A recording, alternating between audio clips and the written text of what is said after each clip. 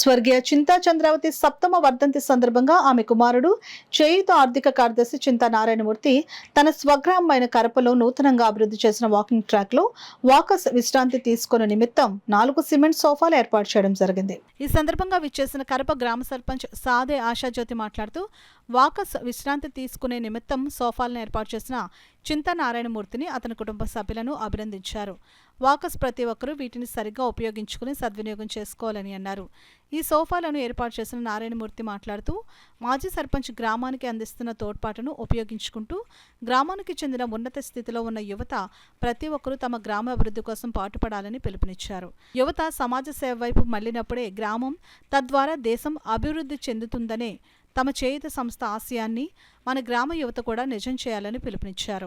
గ్రామంలో కూడా సమస్యలను తమ చేయుత సంస్థ దృష్టికి తీసుకుని రావాలని తెలిపారు. ఈ కార్యక్రమంలో గ్రామ మాజీ సర్పంచ్ పోలిశెట్టి తాతీలు, సొసైటీ మాజీ అధ్యక్షులు నక్క వీరభద్రరావు, అనిశెట్టి ప్రసాద్, కామేష్, మంచాల శ్రీను, సన్నాల పప్పు శ్రీను, చిన్నారి మురళీకృష్ణ తదితరులు పాల్గొన్నారు. అధ్యక్షులు నక్క వీరభద్రరావు గారికి, అలాగే ఈ ఆలోచననిచ్చి ఈ గ్రామంలో గల వాకర్స్ అందరికీ మంచి అవకాశాన్ని ఇప్పించడానికి అహర్నిశలు కృషి చేస్తున్న మాజీ సర్పంచ్ పోలిశెట్టి తాతీలు గారికి, అలాగే ఎక్కడెక్కడ వేస్తే వీలుగా ఉంటుందో ఏ విధంగా మనం దీన్ని ఏర్పాటు చేయాలని మంచి సూచన సలహాలు ఇచ్చిన మన అంకులు ప్రసాద్ అంకులు, ఈనాడు ప్రసాద్ అంకులు అనిశెట్టి ప్రసాద్ గారికి, అలాగే ఈ కార్యక్రమానికి ఇచ్చేసిన ప్రతి ఒక్కరికి కూడా పేరు పేరున నా ధన్యవాదాలు తెలియజేస్తున్నాను.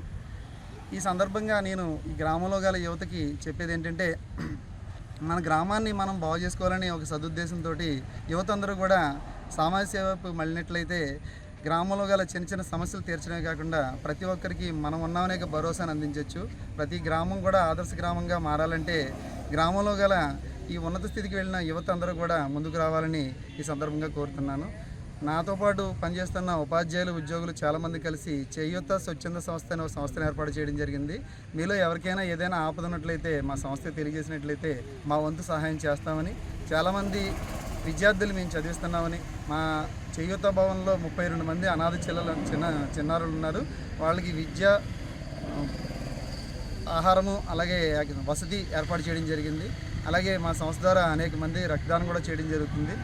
ఈ మన గ్రామంలో గల సమస్యలన్నింటినీ కూడా మా చేయూత సంస్థ తీసుకురావాలని, మా వంతు అవకాశం ఉన్నంతవరకు సాయం చేస్తామని, నాకు ఈ అవకాశం ఇచ్చిన గ్రామస్తులందరికీ కూడా మరోసారి ధన్యవాదాలు. కూర్చునేలాగా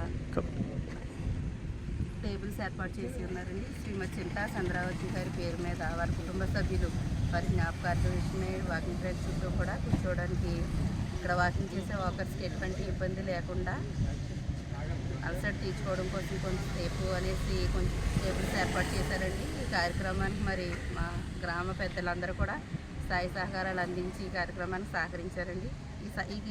ఈ కార్యక్రమాన్ని ఇంత సక్రమంగా గ్రామ వాకర్స్ అందరికీ కూడా ఉపయోగపడేలాగా సహకారం చేసిన కుటుంబానికి కూడా కృతజ్ఞతలు తెలియజేస్తున్నాను.